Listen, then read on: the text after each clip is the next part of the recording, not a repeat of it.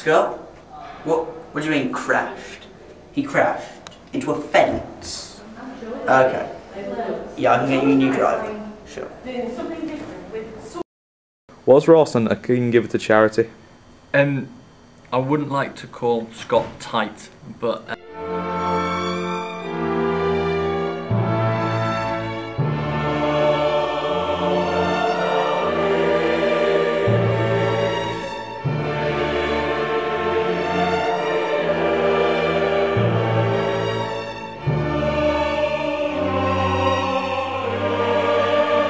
Was he a good sportsman? I've only seen Scott a couple of times on the sports field. He's a frustrated footballer. He lacks self-control, and I'd say that he also lacks respect for the referee. Our first away game at Thirsk, he managed to get himself sent off. He wasn't playing, and that was my introduction to Scott Rawson, the footballer. So I'm afraid that's a no as well. Yeah. Oh, hey, Doc.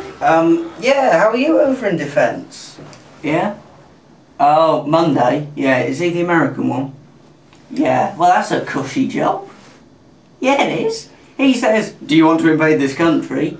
You say, me, sir, yes, sir, 3 bags full, sir. And you go and invade. I've got real work to do with some idiot minister who doesn't know what he's doing. Have you heard about PM? No, yeah, apparently he's like halfway out the door. I have my sources. Yes, it was a blog. But I'm busy, I've got to go, bye. Guardian, Sun, Telegraph, Mirror. All acting like he's the best thing in English politics since Churchill. Oh, the star that burns twice as bright lasts half as long.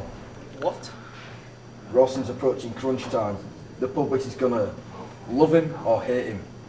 Any reason for that dramatic tone in your voice? Are you trying to sound important? We've discussed undermining my speeches, John. Yes, and I told you to go fuck yourself.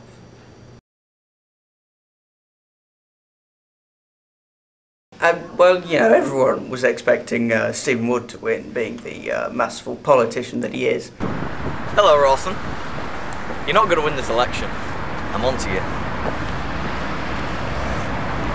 But it just didn't happen. Rawson pulled out his celebrity bandwagon with Adrian Chiles, David Beckham, even Gordon Brown, former Labour leader, let's not forget, came out in support of Rawson. It was astonishing, and somehow it won over the voters.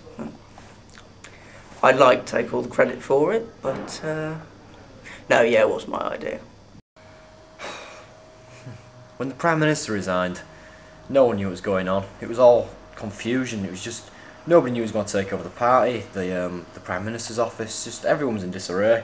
But then, the most likely candidate, Richardson, the most popular candidate for the job, just didn't have that killer instinct that politics needs. But we all knew that then Rawson's popularity skyrocketed, and you know, one thing after another, you know, it all went well for him.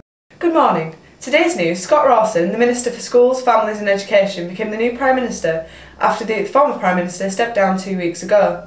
Marty Jones, the Director of Communications, after a prolonged silence on the topic, publicly supported his appointment to the head of the party. Supporters of Minister Rawson, including Sam Hackett and Robert Munday, have been expected to stay in the Cabinet, while our political correspondent Nick Robinson has speculated this is not certainty. Coming up, the latest news for Iraq and the news in your local area. It is with great honour and pride that I stand here today. With the best wishes of my proud staff, I am truly humbled by the landslide majority I have been bestowed on by the public, whose views and ideas I wish to put into action while I am in office. They know how to pick the good ones, eh?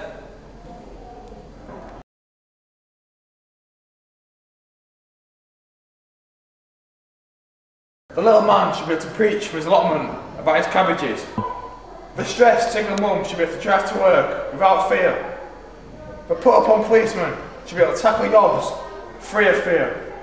The lonely supermarket shelf stacker should be able to stack with gay feeling in their heart.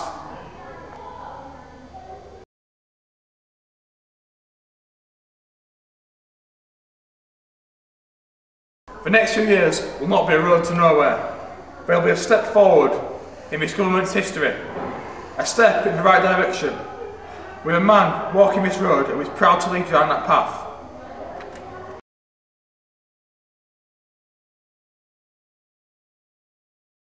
Problem, not just for our generation, but the next generation, and for one after that. One that can't be solved by setting guns to stun. One that requires dedication and public service that my able government will provide.